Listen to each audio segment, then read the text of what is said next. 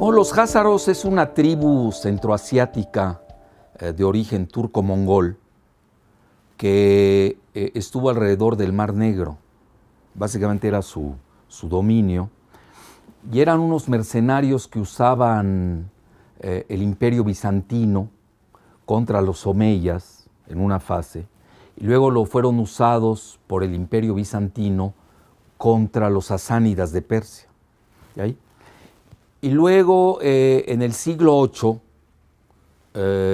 después de Cristo, el siglo VIII, sus líderes, básicamente, y ahí ya empieza ahí un poco la controversia, ¿no?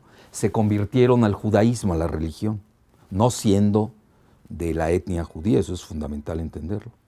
Se recorrió la religión, lo cual supuestamente era inaceptable, pero en ese momento se dio y ya.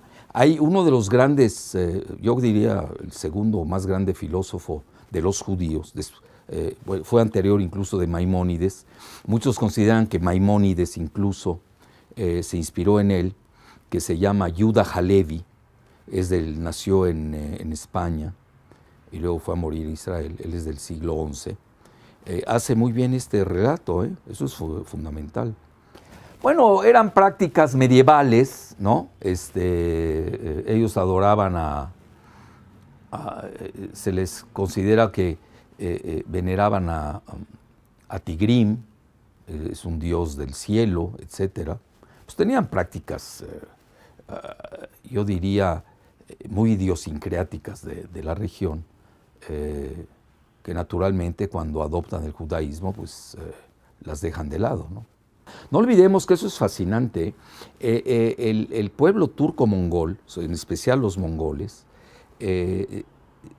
desaparecen como religión y adoptan las tres grandes religiones: el cristianismo, el islam, y el mejor ejemplo son los pueblos túrquicos, Turquía, y el judaísmo. Y allí, por eso la especificidad de los házaros. Ahora, ¿cómo es que se da a conocer mucho de los házaros? Eso también hay que tenerlo presente. Con el famoso libro de la 13ª tribu de Arthur Koestler, que muchos dicen los suicidan, literalmente uso la palabra, los suicidan a él y a su esposa.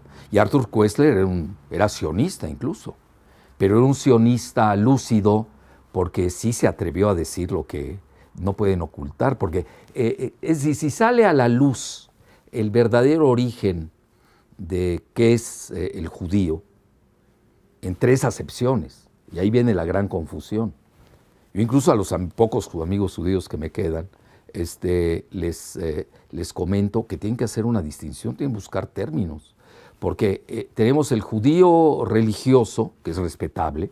Yo no veo en qué moleste, en que alguien crea en X, Y o Z credos, como lo son de respetables el musulmán, el sunita, el chiista, el ortodoxo, el budista, el hindú. Yo tengo un gran respeto por el pluralismo ecuménico de las religiones. Luego tenemos el judío racial, que ahí empezamos los problemas, porque ellos lo pueden definir. Ya de entrada se manejan hoy varios grupos, ¿no? La gran mayoría, que es el 75% del judaísmo, que son 16 millones en el planeta, son ashkenazis. Y la mayoría no vive en Israel, curiosamente, la mayoría vive en Estados Unidos, ¿no? ¿Qué relación hay entre los judíos ashkenazis y la ascendencia házara? Bueno, ahí es donde se maneja que de ahí provienen. Por ejemplo, yo tengo un estudio, que también hay estudios que el sionismo financia en la Universidad Albert Einstein de Nueva York, con genetistas que les conviene demostrar lo contrario. Por ejemplo, este es de The Scientist, ahí lo tengo. Genetic Roots of the Ashkenazi Jews. Las raíces genéticas de los judíos ashkenazis. No tiene nada que ver con los Mizrahim.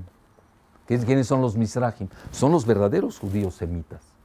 Son los judíos primos hermanos nuestros, de los árabes, de los cananeos. Eso es importante señalarlo. Y de los sefarditas. Los sefarditas son los que estuvieron en España y que fueron expulsados por los reyes católicos. Entonces, de ahí de entrada ellos tienen, ahí te dejo el documento, porque eso ya es a nivel científico y genético. Sí, y además hay una cosa que se llama en genética el fenotipo, es como se parece, ¿no? Si uno ve un Mizrahi, que quiere decir en hebreo oriental, que son los verdaderos semitas, lo ve, pues se parece, es igual que el árabe, no tiene nada de diferente. Lo único que lo diferencia es su religión, y son muy respetables. Pero ahí viene lo fascinante, es que si uno ve al házaro, tiene varias características diferentes en su fenotipo. Muchos son güeros, rubios, no tiene nada que ver, es una raza totalmente diferente, que también es respetable. Nadie está diciendo que no sea respetable. Lo único aquí es el problema a qué lleva, a la famosa ley del retorno. Esa es la clave. Es decir, ¿cómo puedes tú retornar a un lugar que le llamas Israel o Palestina si nunca estuviste ahí? Ni tus antecesores. Esa es la clave del problema cuando nosotros estamos hablando de házaros. Y obviamente hay que diferenciar que son los europeos que proliferan alrededor del Mar Negro, luego emigran al Rin, toda la región alemana, y ahí es donde ellos se abrevan del nacionalismo romántico y de los mitos alemanes. Nunca hay que perder de vista eso, el contexto, ¿no?, ambiental. Y ahí es donde nace la definición de ellos del antisemitismo, nada más que es un antisemitismo curioso, sin semitas. Es decir, ¿cómo puede haber un antisemita si no hay un semita? El problema del antisemitismo que practican los házaros es de que ellos no son semitas. Entonces ya estamos aquí en problema. Entonces, ¿cómo pueden acusar? Por ejemplo, en mi caso, yo soy 4 veces semita. ¿Cómo a mí un házaro me puede acusar de antisemita cuando él no es semita? Y yo soy 4 veces semita. Yo soy semita por raza. Soy de origen fenicio, cananeo, árabe. Igual, 2000 y pico de años, libanés, en la modernidad libanesa. Luego, culturalmente, gastronómicamente, lingüísticamente, y ya me tengo que aumentar una más, y la religión, soy católico maronita. Entonces, ¿cómo? Y los maronitas provenimos precisamente, tenemos una liturgia semítica que se llama el arameo, que era el lenguaje que hablaba Cristo. Entonces, mira, ellos están en una confusión, por eso hay tanto grupo, pero ya te dije el fenotipo, pero hay una característica más. Al nacer, todos tenemos en el coxis la huella mongólica. En los házaros no desvanece. Es decir, yo no le voy a pedir a todos los házaros, ¿no?, que se desnuden para mostrarles la huella mongol y traer a los semitas verdaderos, que son los Mizrahim, muy respetables, o los sefarditas, que muchas veces los confunden, para demostrar que no tienen huella mongólica. Que eso es muy importante. Yo soy psiconeuroendocrinólogo, sé de lo que hablo, conozco esas materias. Pero ahí va, pero también hay una gran discriminación con los otros llamados judíos. Por eso esa palabra judío, no sé, a mis amigos judíos siempre les digo, ustedes tienen que repensarla, ¿cómo la definen?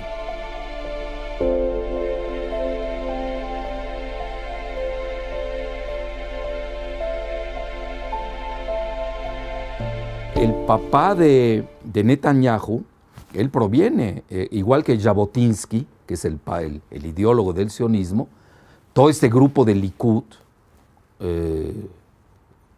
provienen de los házaros, que da la casualidad que los 13 bancos más importantes de Nueva York, pues 10 estén en manos de los sionistas, ¿no?, cuya mayoría son házaros. Probablemente ahí se maneja eso, ¿no? De ahí viene esa teoría, no sé, pero habría que demostrar. Luego tú lo ves en la Federal Reserve, la Reserva Federal de Estados Unidos, desde Alan Greenspan, él es házaro.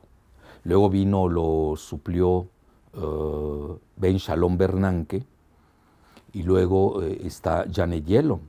Pero ahí te va, en la Reserva Federal no solamente está Janet Yellen, sino que traen al segundo, que se llama Stanley Fischer, lo traen de la Banca de Israel. Es decir, llama la atención todo eso, ¿no? Todo el modelo monetarista de los Chicago Boys, de Milton Friedman. Estás hablando de otro házaro, ¿no? ¿Cuál es la relación entre los Rothschild y los házaros. Son házaros los Rothschild. Precisamente ellos vienen de esa parte del Rin, de la región de Frankfurt. Incluso ellos se llaman y traen, hasta el apellido, se llama el escudo rojo. Es decir, tiene un elemento atávico de la lucha guerrera mercenaria que tenían los házaros antes de convertirse al judaísmo. Pero en realidad, yo diría más que el plan, la estratagema de manejar las finanzas del mundo occidental vienen de los hermanos Rothschild alrededor de Frankfurt. Y ahí es donde nace la teoría de que mandan a varios de ellos a varios centros financieros de Europa para apoderarse del dinero, es decir, de la banca. ¿Hasta qué punto los Rothschild siguen manejando hoy el sistema financiero mundial? Mira, llama mucho la atención. Obviamente la gente que depende de los Rothschild, sus propagandistas, ¿no?, y publicistas, además ellos controlan los multimedia a nivel mundial, te van a decir que son teorías conspiratorias, ¿no?, porque eso les conviene a ellos. Pero mira, la realidad, y yo te voy a dar algunos datos duros que te maneja, y tú me dirás qué tanto los Rothschild controlan el mundo. Mira, hay un libro que hizo un chino que se llama The Currency Wars, la guerra de divisas, mucho anterior al que hizo James Rickards sobre la guerra de divisas. James Rickards es un gran financiero, incluso le da clases al Pentágono, y manejan todas las teorías de guerra del Pentágono para ser usadas en términos geofinancieros. Hay guerras geofinancieras, eso es fundamental entenderlo. Bueno, este autor chino lo escribió ese libro hace como 10 años y maneja que los Rothschild en ese momento, hoy ha de ser mucho más, manejaban alrededor de 6 millones de dólares. Estás hablando al nivel de un país. En ese momento, hoy ha de ser mucho más, pero ahí te va, hoy lo que detectamos. Macron, el candidato en Francia, trabajó en la banca Rothschild. Wilbur Ross, secretario de Comercio de Trump, trabajó años en la banca de inversiones de los Rothschild en Nueva York. Lo estamos viendo. Luego, ¿quiénes se llevan el petróleo de México? Los Rothschild. ¿A través de quién? Scotiabank. ¿Cómo de Scotiabank? Pues son los que financian a Peña y a Videgaray. De ahí viene el dinero, que tuvieron que borrar el origen de la cuenta de esos cheques, lo tuvieron que borrar del Banco Central de México, del Banco de México. Esas cosas no se saben mucho, te estoy dando casi la exclusiva. Ricardo Monreal lo manejó un poco, pero no sé, en la campaña de Andrés Manuel, cuando impugnaron que venía un financiamiento de Scotiabank, que es de los Rothschild, y tú sabes que a partir de ahí, pues se llevan el petróleo de México. Tan es así que Videgaray y Trump acuden a las oficinas del Financial Bank de Londres, Financial Times, periódico, no al revés, no va el reportero del Financial, como ustedes que vienen a mi casa, no. Ellos acuden a las oficinas del Financial Times a entregar abiertamente el petróleo de México. Entonces, ahora, y ahí empezamos los organigramas y los orígenes, ¿no? La genealogía del poder, como diría Foucault. De quién es el Financial Times y The Economist, que son los portavoces del modelo neoliberal global, quiénes lo controlan. Es lo que hay que ver. ¿Quiénes están detrás? Pues nada menos que BlackRock, el mayor banco de inversiones del mundo. ¿Y quién es BlackRock? Son los Rothschild. No puedo dejar de preguntarle por las tapas que hacen en los anuarios de The Economist. Hay mucha gente que lo ve como una especie de futurología. Sí. ¿Cómo tienen tanta información? ¿Qué opinión le merece esas tapas que hacen en los anuarios, donde de alguna manera después muchas de las imágenes que ahí están, después suceden en el transcurso de ese año? Bueno, son lineamientos del año. No olvidemos que están muy vinculados al MI6. Los Rothschild son quienes fundan el Estado de Israel. Acaba de salir ya abiertamente hasta los escritos, ¿no? Como ellos están detrás de la fundación del sionismo y de Israel, etcétera. Porque desde una potencia colonial llamada Gran Bretaña en el siglo XIX. Y de ahí, pues obviamente, borran a Palestina. Pero no la borran, sino que rehacen, reconstruyen toda una historia. estamos hablando de una reingeniería de la historia. Por ejemplo, un historiador como Shlomo Sand, historiador de la Universidad de Tel Aviv, no es cualquier persona, de la Universidad de Shlomo Sand, hace un libro de hace 8 años que se llama The Invention of the Jewish People, el invento del pueblo judío. Y fue bestseller en Israel. Tú este libro en Israel lo puedes leer. Tú lo muestras en México y te acusan de antisemita. Porque la comunidad aquí está en manos del grupo de George Soros y de los Rothschild. Específicamente tienes a Enrique Krause Kleinbord, que es házaro, a Jorge Castañeda Gutmann, que es házaro, la madre rusa házara, y luego tienes a Alejandro Frank Weflich, que maneja la cuestión nuclear de la UNAM. Es decir, ellos están muy bien instalados en el poder.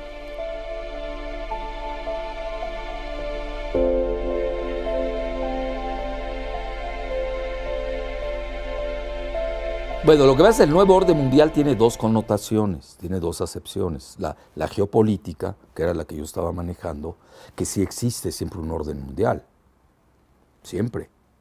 Y cada vez hay un nuevo orden mundial dependiendo de quién gana las guerras. Es decir, después de la Segunda Guerra Mundial se dio el orden mundial bipolar entre la URSS y Estados Unidos. Cuando se disuelve la URSS queda la unipolaridad, ese era el orden mundial. Luego ahora estamos entrando a un orden multipolar, que yo más bien lo veo como tripolar entre Estados Unidos, Rusia y China. Esa es una acepción. La de ellos, la del grupo Rothschild, Soros y todo su grupo, ellos manejan un gobierno mundial único donde controlarían a través de las finanzas a los demás. Pues ve México. Oye, ¿cómo puede ser? Mira, yo conozco muy bien a la comunidad judía en México. Poca gente como yo la conoce. Incluso yo tenía diálogo con ellos muy, muy interesante. Antes del modelo neoliberal, llevaba con ellos muy bien. Y no habían llegado a este radicalismo de hoy. ¿Por qué ha cambiado? Yo puedo decir que hasta ha cambiado mucho la comunidad. No es lo mismo antes del modelo neoliberal en México, la comunidad judía, que ahora. Cambió mucho porque ya entra Nueva York en juego, entra la banca en Nueva York. Estás hablando de Goldman Sachs, estás hablando de BlackRock, me explico, ¿no? De George Soros, de los Rothschild, de Scotiabank, y han comido a ese grupo anterior, y hoy los nuevos grupos de bancarios, pues son Frank Weflich, Castañeda Gutmann, Krause Kleinbord, etcétera. Tienes una nueva fisonomía en la comunidad judía. Ellos no lo dicen abiertamente, pero los que la conocemos, estás hablando de otro grupo. Es decir, hoy la comunidad judía está dominada por los házaros. Antes no. Antes había un equilibrio entre házaros y mizrahim y sefarditas. Entonces ese orden mundial global lo querían imponer en la unipolaridad global por el método financiero. Por eso ya se les cayó. Ya no. Yo ya no le veo. Ya no lo pueden imponer ni siquiera en Gran Bretaña, ni siquiera en Estados Unidos. No es fácil. Lo pueden imponer hoy a través de un supremacismo que no es duradero. Mira, el problema, yo siempre se los he dicho incluso a los judíos. Mira, una cosa es ser antisionista, pero ¿qué hacen los sionistas? Usan, cuando uno ataca la política de Netanyahu, de apartheid, inmediatamente te acusan de antisemita. Es como su blindaje ante sus exacciones políticas. Entonces, ellos mismos están creando la confusión. Bueno, si así las cosas, oye, estás hablando casi la mitad del planeta es entonces antisemita. A mí como semita no me conviene tampoco. No sé, porque mañana no van a saber diferenciar. Y curiosamente, a mí me agrede más siendo verdadero semita que al házaro, que no es semita. No se me estoy explicando. Entonces ellos mismos han creado esa confusión.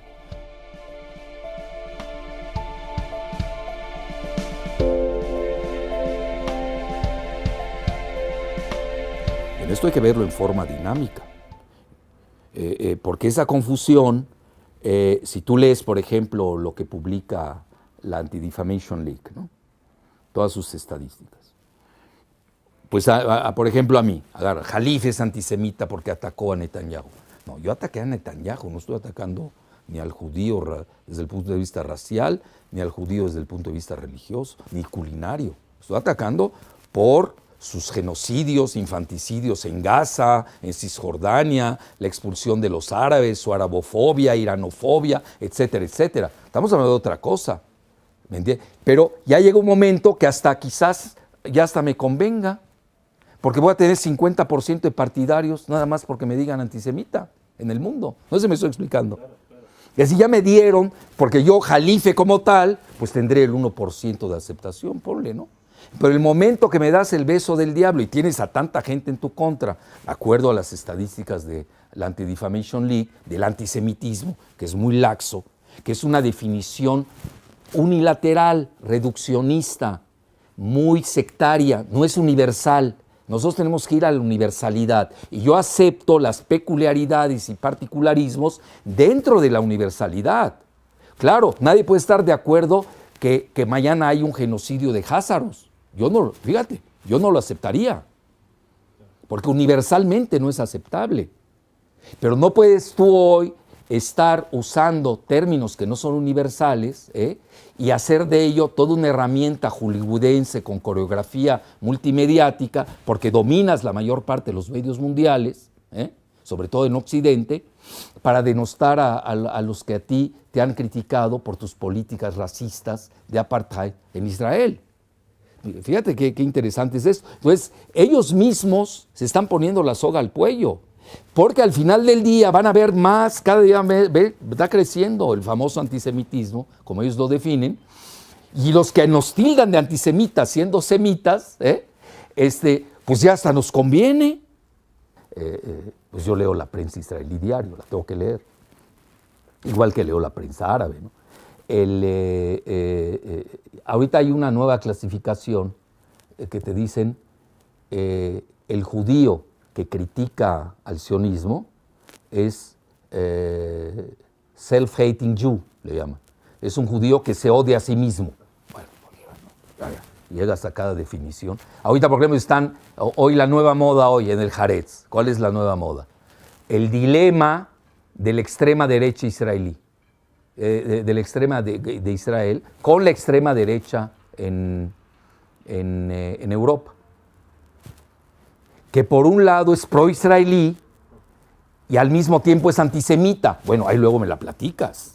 No, ni ellos entienden, por favor. Ya llega al final del día, ellos mismos no se entienden. Entonces, por eso, mira, tenemos que partir, obviamente, la aceptación de los judíos. Yo he estudiado con judíos en las escuelas de Beirut, he convivido con ellos. En Estambul hay una comunidad judía de 20,000, con sus sinagogas y todo, conviven. En Teherán, tú los conoces, ahí tienen sus sinagogas, conviven con los persas, musulmanes, chiitas, etc. Bueno, eso es muy respetable, eso a nadie le quita. El problema aquí es el sionismo político, pero a mí ya no me preocupa el sionismo político, te soy sincero. A mí Netanyahu se me hace muy menor. Hoy estás hablando de un proyecto de los Rothschild, de George Soros, que ya entras al sionismo financiero, que es denominación global. Por fortuna, ese modelo de la globalización financierista se está viniendo abajo.